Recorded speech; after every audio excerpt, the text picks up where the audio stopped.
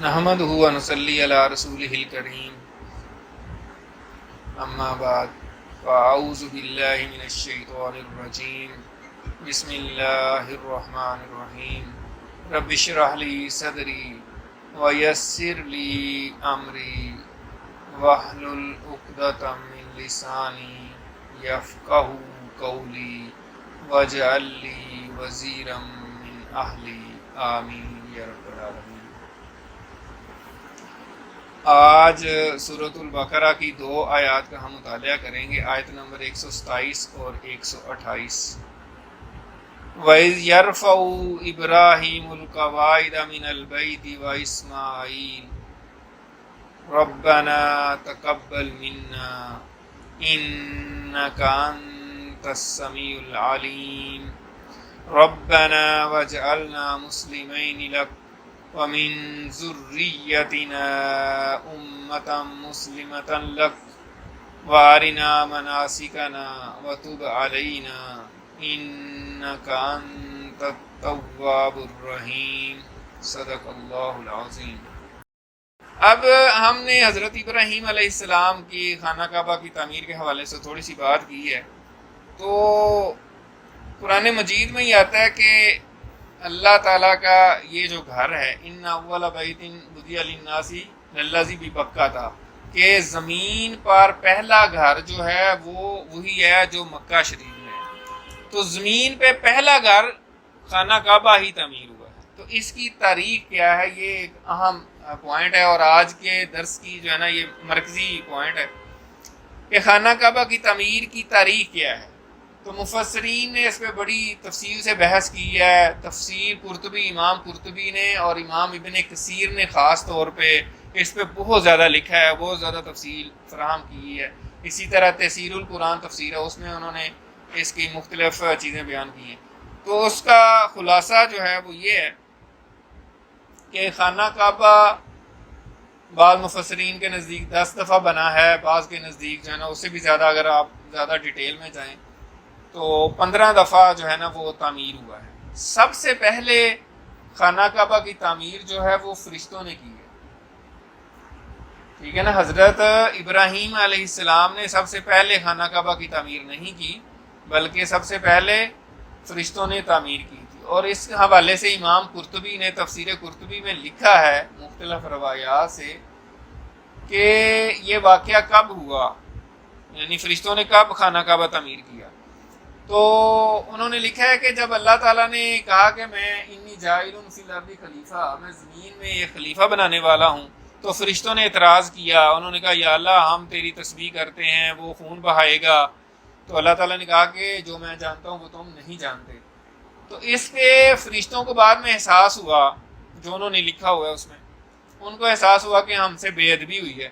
تو فرشتوں نے عرش کا، اللہ تعالیٰ کی عرش کا 7 دفعہ طواف کیا اور اللہ تعالیٰ سے توبہ کی، اللہ تعالیٰ سے کہا کہ ہم سے غلطی ہوئی ہے، اس طرح توبہ کی۔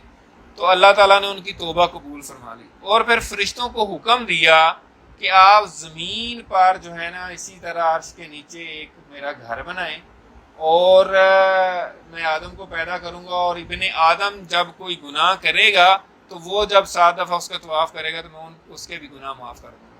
یہ امام قرطبی نے روایت، مختلف روایات سے جو ہے نا وہ لکھا ہوا ہے۔ یہ کسی نے دیکھنا ہو تو تفسیر قرطبی دیکھ سکتا ہے۔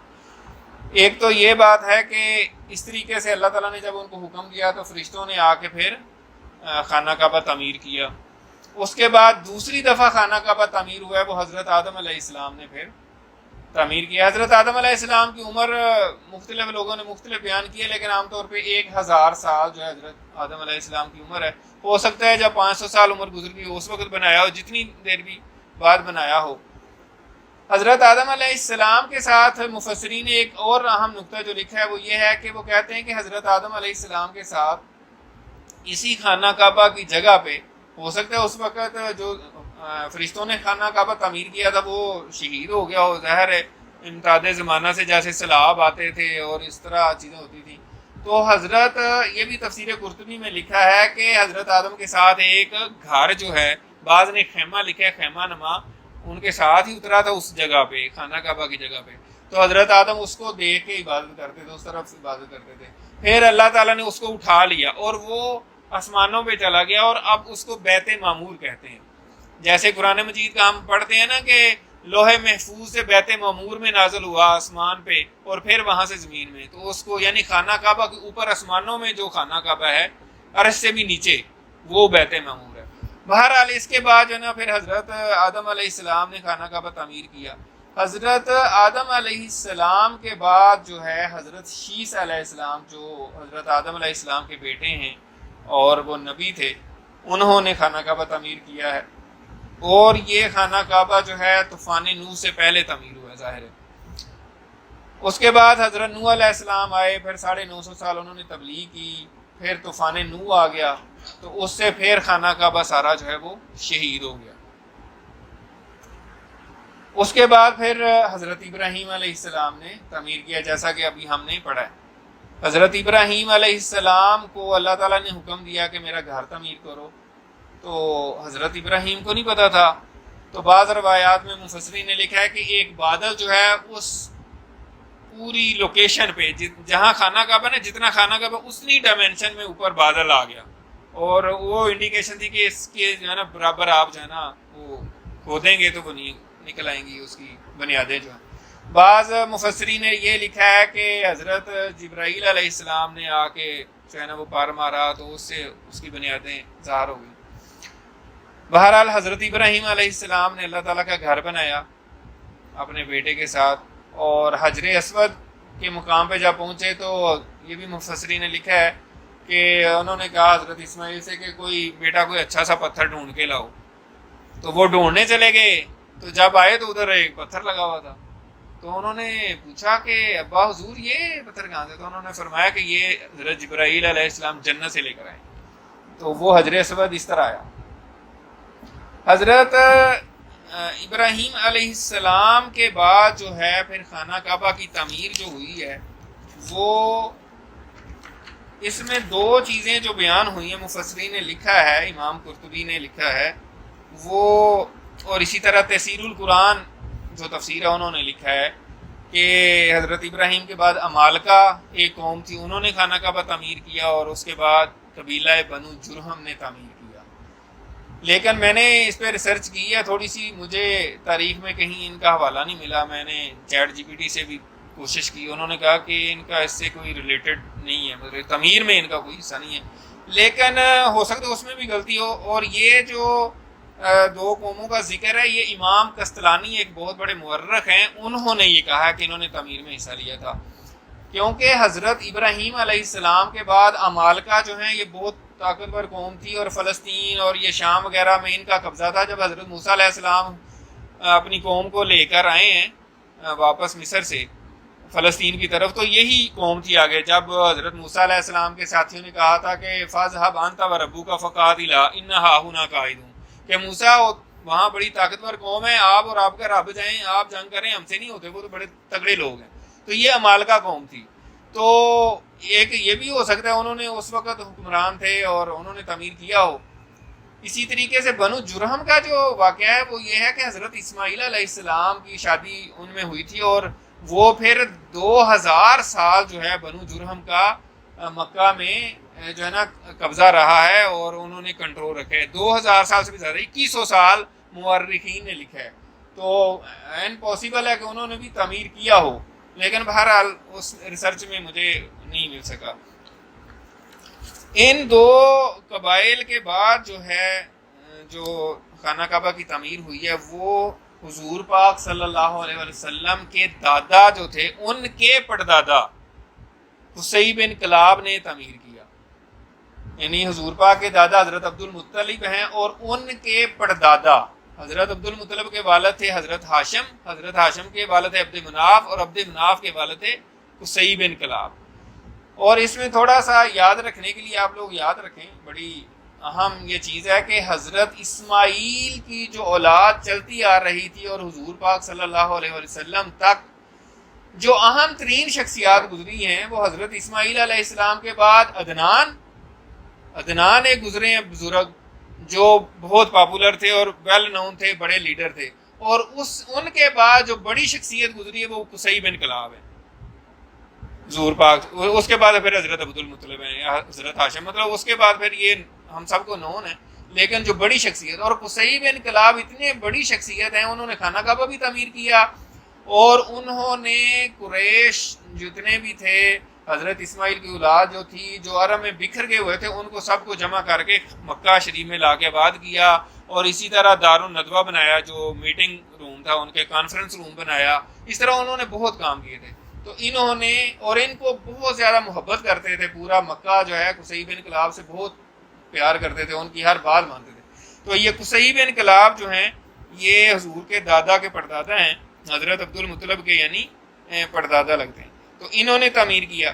اس کے بعد جو تعمیر ہوئی ہے خانہ کعبہ کی 8ویں نمبر پہ, وہ تعمیر ہے قریش مکہ نے حضور پاک صلی اللہ علیہ وسلم کے دور میں پھر تعمیر کی ہے.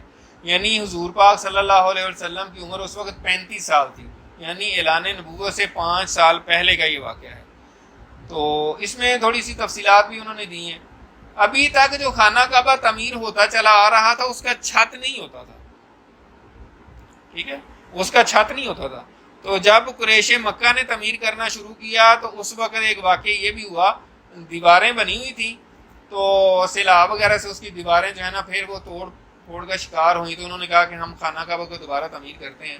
خانہ کعبہ کے اندر ایک گڑھا ہوتا تھا, اس میں اس کا سارا خزانہ وغیرہ چھپا ہوتا تھا.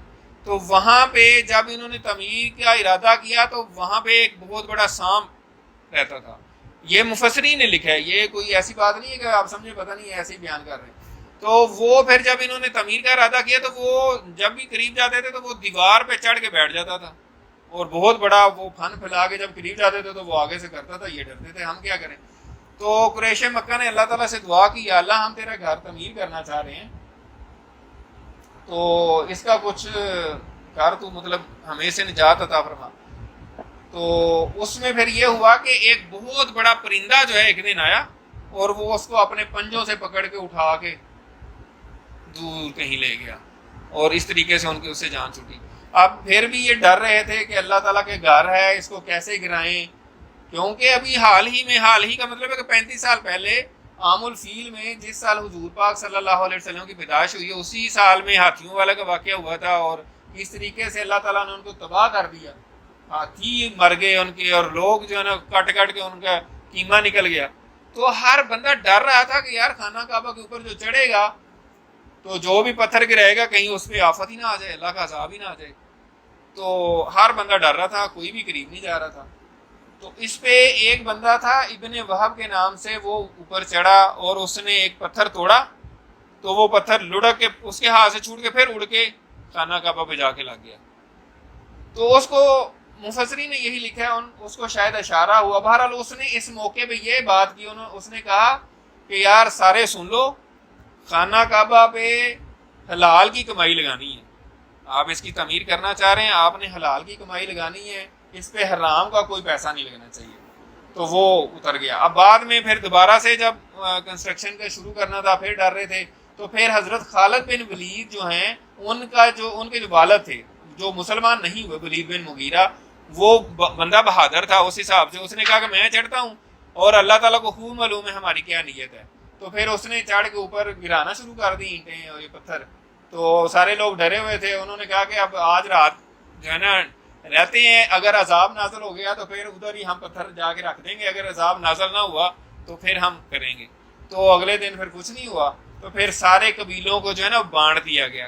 قریش کے مختلف قبائل تھے, تو حضور پاک صلی اللہ علیہ وسلم کا جو قبیلہ تھا بنو ہاشم یا بنو عبد مناف, اور ان کے ساتھ قبیلہ زہرہ تھا, ان کو دروازے کی سائڈ جو ہماری مشرق کی سائڈ کا حصہ ہے یہ ملا تھا, اور بنو مخزوم کو جو ہے نا حجر اسود والا حصہ ملا. اس طرح مختلف قبائل میں تقسیم کر دیا گیا, اور اسی میں ہی پھر حضور پاک صلی اللہ علیہ وسلم نے اپنے چچاؤں کے ساتھ تعمیر میں حصہ بھی لیا تھا. اور پھر وہ مشہور واقعہ بھی آیا, حجر اسود کو جب لگانا تھا تو وہ بڑا کنفلکٹ پیدا ہو گیا کہ جناب جنگ ہونے کا خطرہ تھا. تو انہوں نے کہا کہ اس گلی سے جو پہلے شخص آئے گا تو ہم اس کو ہی اپنا ثالث بنا لیں گے. تو اللہ تعالیٰ کی قدرت تھی کہ نبی اکرم صلی اللہ علیہ وسلم ہی آئے, اور پھر آپ صلی اللہ علیہ وسلم نے جس حکمت کے ساتھ وہ معاملہ سالو کیا وہ سیرت النبی کا ایک اہم ترین واقعہ ہے کہ آپ صلی اللہ علیہ وسلم نے کہا کہ ایک چادر بچھائیں اور سارے سرداروں کو کہا کہ چادر کے کونے پکڑ لیں اور اوپر اٹھائیں. پھر جب اوپر اٹھایا تو پھر حضور پاک صلی اللہ علیہ وسلم نے پکڑ کے وہ لگا دیا. تو یہ قریش مکہ کی جو ہے تعمیر کا جو ہے نا وہ واقعہ ہے. اس کے بعد جو اچھا اس میں اہم بات جو میں نے بتائی کہ حلال کمائی لگانی ہے، تو جو حضرت ابراہیم علیہ السلام نے خانہ کعبہ تعمیر کیا تھا اس میں وہ پورا نہیں ان کو آ رہا تھا، تو پھر انہوں نے کچھ حصہ چھوڑ دیا. 7 ہاتھ اس کو کہا جاتا ہے، یعنی 7 گز کے قریب. وہ جو بھی ہم دیکھتے ہیں جس کو حتیم کہتے ہیں، اور جو ایک سیمی سرکل ہے، ایک آدھا سرکل دائرے کی شکل میں جو جگہ ہے، وہ اصل میں خانہ کعبہ کا حصہ ہے، تو وہ تعمیر ہونے سے رہ گیا تھا. تو یہ حضرت ابراہیم کی تعمیر سے کمی رہ گئی. اس کے بعد جو خانہ کعبہ تعمیر ہوا ہے، اب حضور پاک صلی اللہ علیہ وسلم نے نبوت کا اعلان کیا 40 سال کی عمر میں، اور پھر آپ صلی اللہ علیہ وسلم 13 سال مکہ میں رہے، پھر مدینہ شریف آ گئے ہجرت کر کے 10 سال اس میں گزارے. یہ سارا دور جو ہے وہ ایسے ہی گزرا. آپ نے مکہ فتح بھی کیا. اس کے بعد فتح مکہ کے بعد نبی کریم صلی اللہ علیہ وسلم نے ایک دن حضرت عائشہ رضی اللہ تعالیٰ عنہ سے فرمایا کہ میری یہ خواہش ہے کہ میں جو ہے نا خانہ کعبہ کو ابراہیمی بنیاد پہ، یعنی حتیم کو بھی شامل کر کے اس کو تعمیر کر دوں، لیکن تمہاری قوم ابھی نئی مسلمان ہوئی ہے. دیکھیں اس میں 2-3 باتیں بڑی اور بھی ہیں جو ہمارے مضمون سے ریلیٹڈ نہیں ہے، لیکن حکمت کے حوالے سے. ایک تو یہ حکمت ہے اس میں کہ حضور پاک صلی اللہ علیہ وسلم جو ہیں انہوں نے بھی اس بات کا خیال رکھا کہ لوگ ابھی تازہ مسلمان ہوئے، ان کا ایمان کا لیول شاید اتنا نہیں ہے کہ میں اگر خانہ کعبہ گراؤں تو یہ کسی اور ہی فتنے میں نہ پڑ جائیں. تو آپ نے حضرت عائشہ سے یہ کہا. اور دوسرا جو ہے ایک مزیدار بات یہ ہے کہ حضرت عائشہ کو کہہ رہے ہیں کہ تمہاری قوم ابھی نئی مسلمان ہوئی ہے، حالانکہ قوم تو آپ کی بھی تھی. تو یہ ایک انداز ہوتا ہے بات کرنے کا محبت سے. جب آپ صلی اللہ علیہ وسلم کی یہ بات ہوگی، اس کے بعد اللہ تعالیٰ نے آپ کو اٹھا لیا، آپ کا وصال ہو گیا، آپ کی رحلت ہو گئی. تو بعد میں پھر مسلمانوں کے آپس میں جو کلیشز ہوئے، حضرت امام حسین رضی اللہ تعالیٰ عنہ شہید ہو گئے واقعہ کربلا میں. اور اسی اثناء میں حضرت عبداللہ بن زبیر جو حضرت عائشہ رضی اللہ تعالیٰ کے بھانجے تھے، ان کی حکومت قائم ہوئی حجاز میں. مکہ، مدینہ، طائف وغیرہ کا یہ علاقہ جو تھا، وہاں پہ وہ مسلمانوں کے امیر، انہوں نے علیحدہ سے ان کی خلافت، ان کی علیحدہ سے حکومت قائم ہوئی وہاں پہ. انہوں نے جب یہ واقعہ ہوا تو مسلمان پھر یزید کے خلاف ہو گئے، تو وہاں پہ ان کی حکومت قائم ہوگی. تو اس پہ پھر انہوں نے بمباری ٹائپ، یعنی جس طرح وہ منجنیقے مار کے پتھر اس طرح حملہ بھی کیا حجاج بن یوسف نے، اس سے خانہ کعبہ شہید ہوا، کافی نقصان پہنچا. تو اس پہ پھر حضرت عبداللہ بن زبیر نے 9ویں دفعہ، یعنی کہ قریش کی تعمیر کے بعد پھر حضرت عبداللہ بن زبیر نے خانہ کعبہ کو تعمیر کیا. اب انہوں نے اپنی خالہ سے یہ حدیث سنی ہوئی تھی کہ میں حضور پاک کی خواہش تھی کہ پورے خانہ کعبہ کو تعمیر کیا جائے. تو انہوں نے لوگوں سے مشورہ کیا کہ جتنا حصہ ڈیمیج ہوا اتنا ہی تعمیر کریں یا دوبارہ تعمیر کریں. تو حضرت عبداللہ بن عباس نے تو ان کو مشورہ دیا کہ جتنا ڈیمیج ہوا ہے، خراب ہوا، اتنا ہی صحیح کر لیتے ہیں. انہوں نے کہا نہیں، اگر تمہارا کسی کا گھر خراب ہوا ہوتا تو تم چاہتے کہ نیا بناؤ، تو اللہ کے گھر کو کیوں نہیں دوبارہ بنانا چاہیے. تو انہوں نے پھر بنائے ابراہیمی پہ سارا تعمیر کر دیا. لیکن اللہ تعالیٰ کی کیا کہنا چاہیے، جو بھی مشیت تھی. تو کچھ عرصے بعد جو ہے نا بنو امیہ نے دوبارہ سے ان کے اوپر حملہ کیا، اور حجاج بن یوسف نے اور حضرت عبداللہ بن زبیر کو شہید کر دیا گیا، اور پھر ان کی پوری حکومت بنو امیہ کی قائم ہو گئی. تو اس میں پھر حجاج بن یوسف نے اپنے بادشاہ جو عبد الملک بن مروان تھا، یا اس طرح کا اس کا نام، تو اس سے پوچھا، تو اس نے پھر دوبارہ سے گرا کے خانہ کعبہ کو پھر وہ پرانا حتیم باہر نکال دیا، یعنی وہ جو ہے نا حصہ، اور اس طریقے سے وہ کر دیا. تو یہ حجاج بن یوسف کی تعمیر ہے عمارت بنو امیہ میں. اس کے بعد جب خلافت عباسیہ شروع ہوئی ہے تو اس کا سب سے پاورفل بادشاہ جو تھا وہ تھا ہارون الرشید.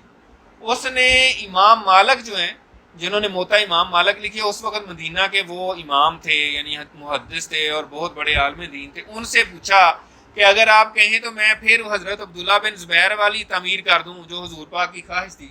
تو انہوں نے منع کر دیا. انہوں نے کہا کہ اس طرح کا خانہ کعبہ کو آپ بادشاہ جو ہے نا ایک کھیل ہی بنا لیں گے، کھلونے ہی بنا لیں گے کبھی وہ توڑے گا، وہ کہے گا میں وہ تعمیر کرتا ہوں، کبھی کہے گا وہ میں وہ تعمیر کرتا ہوں. انہوں نے کہا کہ خبردار آپ نے یہ کام نہیں کرنا، آپ اس تعمیر کو ادھر ہی رہنے دیں. آپ یہ سمجھ لیں کہ حضرت امام مالک کی انسٹرکشنز کی بنیاد پہ آج تک خانہ کعبہ کی تعمیر اب اسی بنیاد پہ رہی ہے. اب اس کے بعد اس کا بیٹا جو تھا ہارون الرشید کا، سمجھ لیں کہ 11ویں دفعہ جو خانہ کعبہ تعمیر ہوا ہے، تو پھر ہارون الرشید کا بیٹا تھا مامون الرشید، اس نے تعمیر کی ہے خانہ کعبہ. یعنی ظاہر اس وقت پھر کوئی دیواریں گر گئی ہوں گی، کمزور ہو گیا ہوگا، ظاہر سیلاب بھی آتے تھے مختلف وجوہات کی بنیاد پہ، لیکن اس نے بھی پھر اسی طرح تعمیر کی، اس نے حتیم کو شامل نہیں کیا. ٹھیک ہے، اور یہ واقعہ 9ویں صدی عیسوی کا ہے. پھر اس کے بعد جو ہے نا سلطنت عثمانیہ قائم ہو چکی تھی، تو اس میں پھر سلطان مراد نے تعمیر کیا 17ویں صدی عیسوی میں. اسی طرح سلطان محمد جو ہے وہ بھی سلطنت عثمانیہ کے سلطان تھے، انہوں نے 19ویں صدی میں جو ان کا دور تھا 1808 سے 1839 اس میں تعمیر کیا ہے. اور اسی طرح سلطان عبدالعزیز جو ہیں انہوں نے بھی 19ویں صدی میں 1861 سے 1876 ان کا دور تھا، اس دور میں خانہ کعبہ کو تعمیر کیا ہے. اور اس کے بعد پھر سلطنت عثمانیہ کے جیسے ٹکڑے کر دیے گئے اور پھر سعودی حکومت بن گئی. پھر سعودی حکومت جو ہے وہ 1923 سے آج 2023 100 سال گزر گیا. اس میں پھر یہ اس کی تزئین کرتے رہے ہیں، آرائش کرتے رہے ہیں، اور جو بھی ایکسٹینشنز ہیں وہ کرتے رہے ہیں. تو یہ سارا جو ہے تاریخ تعمیر کعبہ ہے، یعنی خانہ کعبہ کی تعمیر کی تاریخ ہے، جس کا ہمیں پتہ ہونا چاہیے کہ کس طرح کن مراحل سے خانہ کعبہ کی تعمیر گزرتی رہی ہے. تو یہاں جو ہمیں ایک اہم بات سوچنے کی ہے، وہ جو میں نے پہلے بھی عرض کیا ہے کہ حضرت ابراہیم اور اسماعیل علیہ السلام نے جب تعمیر کر لیا تھا خانہ کعبہ، تو انہوں نے کہا ربنا تقبل منا، کہ یا اللہ ہم سے یہ تو قبول فرما لے. تو یہاں ایک اہم نقطہ یہ ہے کہ ایک ہوتی ہے مقبولیت اور ایک ہوتی ہے قبولیت، دونوں میں بڑا فرق ہے. یعنی عام طور پہ لوگ مقبولیت کے بڑے خواہاں ہوتے ہیں، یار ہم مقبول ہو جائیں، مشہور ہو جائیں، واہ واہ جی بس کیا بات ہے. لیکن قابل غور بات یہ ہے کہ کیا وہ قبول بھی ہوا کہ نہیں. تو قبولیت کی کوشش کرنی چاہیے، یعنی ہمارا کوئی بھی عمل جو ہے وہ قبول ہو. مقبول ہونا کوئی ایسی چیز نہیں ہے. تو یہ جو ہے نا ان سے ہمیں، جو اللہ کے رسول تھے ان سے ہمیں چیز مل رہی ہے. اسی طرح اگلی آیت میں فرمایا ربنا وجعلنا مسلمین لک، کہ اے اللہ، اے ہمارے رب، تو ہمیں اپنا فرمان بردار بنا، ومن ذریتنا، اور ہماری اولادوں میں سے بھی امتا مسلمتا لک، ایک امت مسلمہ اٹھا. یہ جو ہے یہ بڑا اہم نقطہ ہے کہ 2 رسول جو ہیں دعا کر رہے ہیں، اور دعا یہ کر رہے ہیں کہ یا اللہ، یہ نہیں صرف کہہ رہے کہ ہماری اولاد، وہ کہہ رہے ہیں ہماری نسلوں میں جنریشنز جو ہیں جو آئیں وہ ایمان والے ہوں. قابل غور نقطہ ہے آج کے دور میں. میں کہتا ہوں اتنا اہم پوائنٹ ہے یہ کہ ہم سب کو اس پہ غور کرنے کی ضرورت ہے. کیا وہ کہہ رہے ہیں دونوں رسول جو ہیں وہ کہہ رہے ہیں یا اللہ ہماری اولادوں میں سے آگے جنریشن آفٹر جنریشن، نسل در نسل جو ہے وہ ہماری جو اولاد ہے ان کو اپنا فرمان بردار بنا، اور ان میں سے ایک گروہ، ایک جماعت امت مسلمہ اٹھا. ٹھیک ہے، اور وہ اللہ تعالیٰ نے ان کی دعا قبول بھی فرمائی، اور حضور پاک صلی اللہ علیہ وسلم تشریف لائے، اور پھر آج جو ہم امت مسلمہ ہیں انہی کی دعا کا نتیجہ ہیں. لیکن اس میں ہمارے لیے کیا سبق ہے؟ ہمارے لیے اس میں یہ سبق ہے کہ وہ آئندہ نسلوں تک جو ہے نا وہ ایمان کی بات کر رہے ہیں. یا اللہ ہماری نسلوں میں ایمان چلتا رہے. اور آج ہم دیکھیں کہ ہمیں اپنی اولادوں کے ایمان کی کتنی فکر ہے. یہ آج کا اہم ترین جو پوائنٹ ہے وہ یہ ہے کہ آج ہم اپنی اولادوں کے ایمان کی کتنی فکر کر رہے ہیں.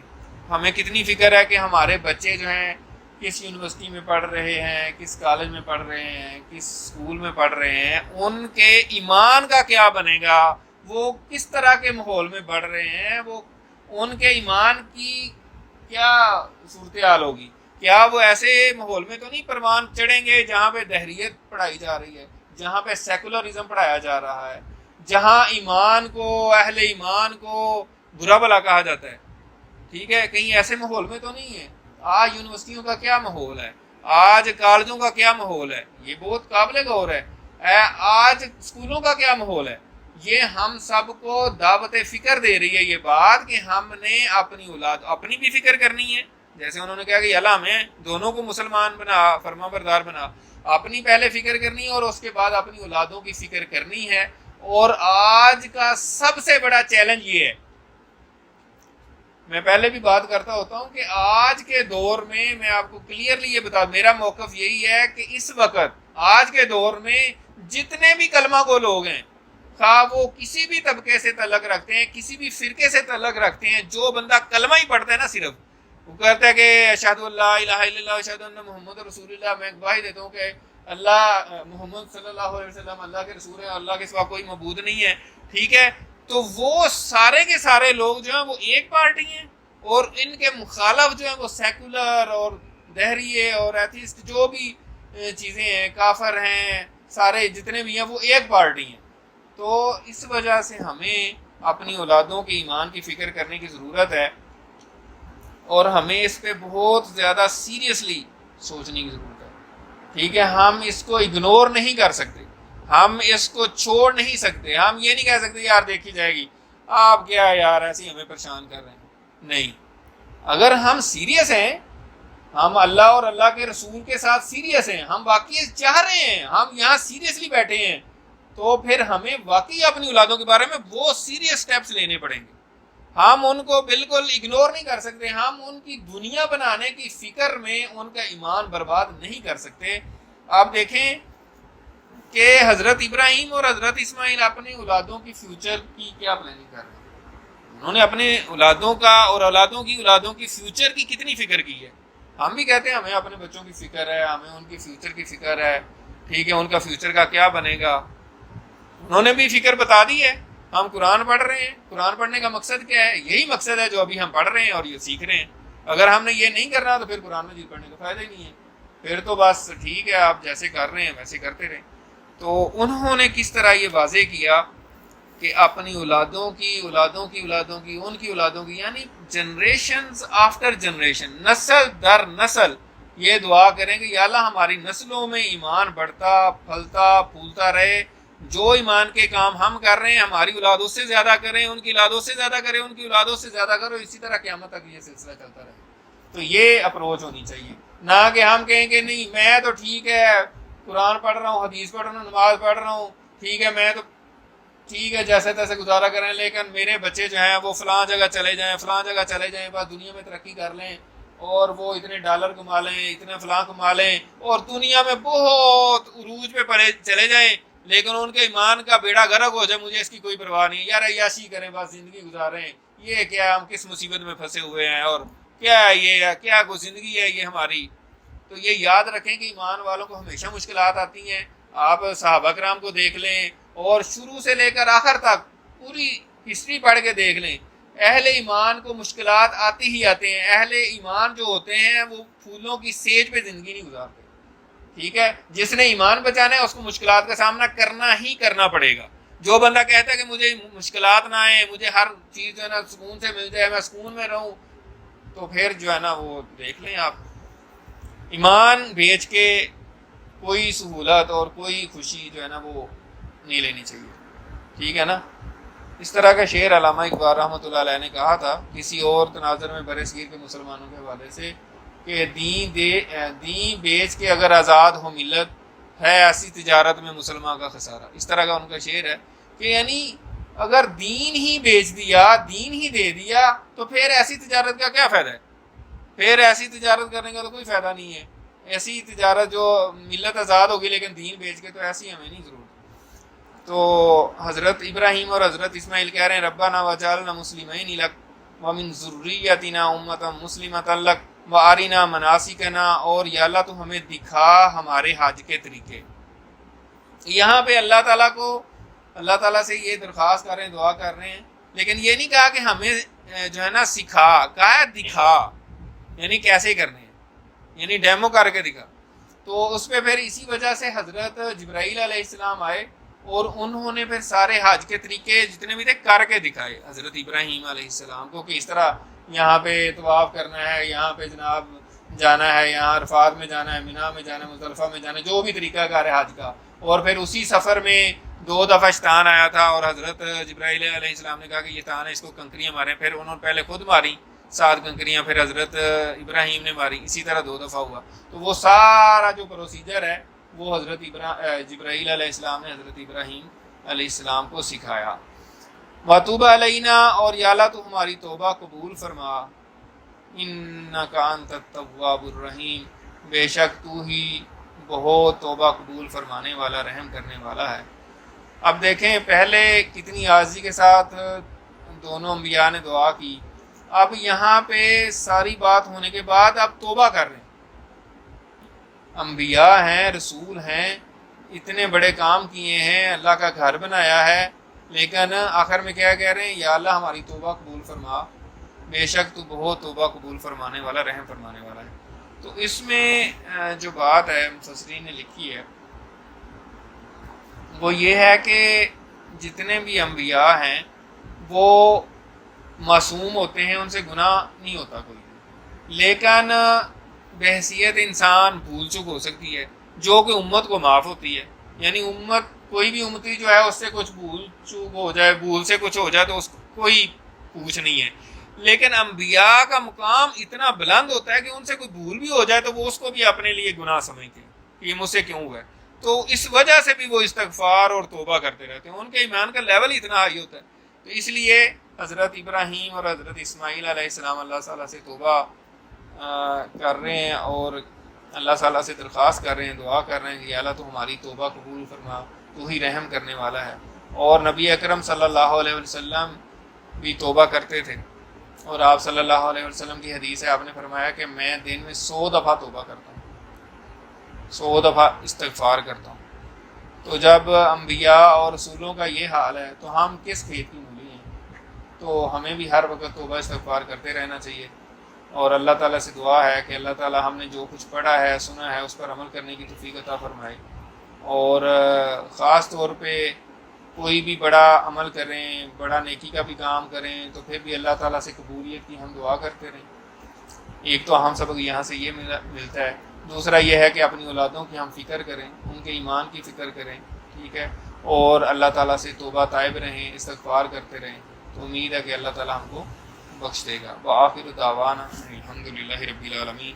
سبحانک اللہم وبحمدک نشہد ان لا الہ الا انت نستغفرک ونتوب الیک. جزاکم اللہ.